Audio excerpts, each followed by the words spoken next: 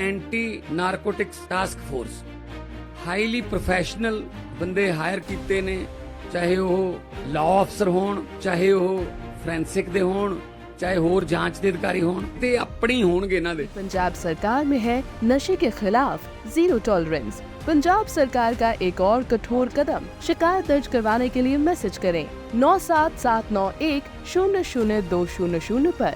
नशे के खिलाफ हमारा साथ दें। हाथी के पाँव में सबका पाँव होता है। अमेरिकी डॉलर वैश्विक व्यापार का एक ऐसा ही हाथी है, पर अब ब्रिक्स देश इस हाथी को चुनौती देने की तैयारी में है। यही वजह है कि अमेरिका के नवनिर्वाचित राष्ट्रपति डोनाल्ड ट्रंप ने खुलकर ब्रिक्स देशों को धमकी दे दी। उन्होंने साफ कह दिया कि अगर ब्रिक्स देशों ने अमेरिकी डॉलर के प्रभुत्व को चुनौती देने की कोशिश की तो उन्हें 100% टैरिफ झेलना पड़ेगा। डोनाल्ड ट्रंप ने यह बयान ऐसे वक्त पर दिया जब ब्रिक्स देशों ने एक साझा मुद्रा बनाने और अमेरिकी डॉलर पर निर्भरता कम करने की योजनाओं पर चर्चा तेज कर दी है।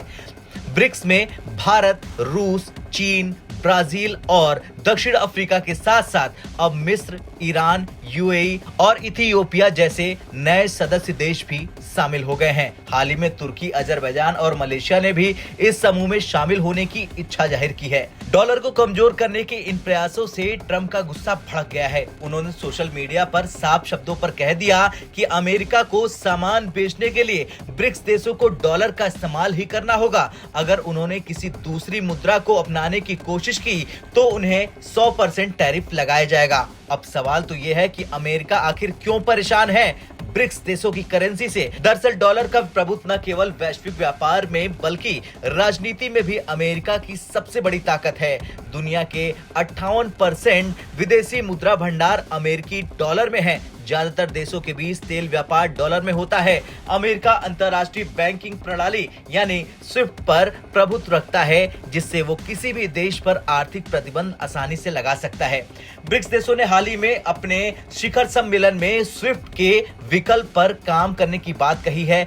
अगर ब्रिक्स इस दिशा में सफल हो जाता है तो यह अमेरिका के लिए बड़ा झटका होगा। इसलिए सवाल ये बन रहा कि डॉलर को क्या अब चुनौती मिल चुकी है। दरअसल डॉलर के प्रभुत्व को कम करने की कोशिश का सबसे बड़ा कारण यह है कि अमेरिका इसका इस्तेमाल दूसरे देशों पर दबाव बनाने के लिए करता है। रूस पर पश्चिमी देशों ने कई आर्थिक प्रतिबंध लगाए, लेकिन अगर ब्रिक्स देश अपनी स्वतंत्र भुगतान प्रणाली विकसित कर लेता है तो रूस जैसे देशों को इन प्रतिबंधों से बचने में सीधी मदद मिलेगी। ब्रिक्स में ईरान और यूएई जैसे देश भी जुड़े हैं जो अपने तेल व्यापार को डॉलर से अलग करने की मंशा रखते हैं। डोनाल्ड ट्रंप की धमकी के बाद भारत जैसे देशों पर भी सवाल उठ रहे हैं कि वे इस स्थिति को कैसे संभालेंगे। दरअसल भारत और रूस के बीच व्यापार बढ़ रहा है। दोनों देश अपनी मुद्रा में व्यापार करने की कोशिश कर रहे हैं। चीन तो लंबे समय से ही डॉलर के प्रभुत्व को चुनौती देने की कोशिश कर रहा। ट्रंप की धमकी अमेरिका के बाजार को बचाने की कोशिश है।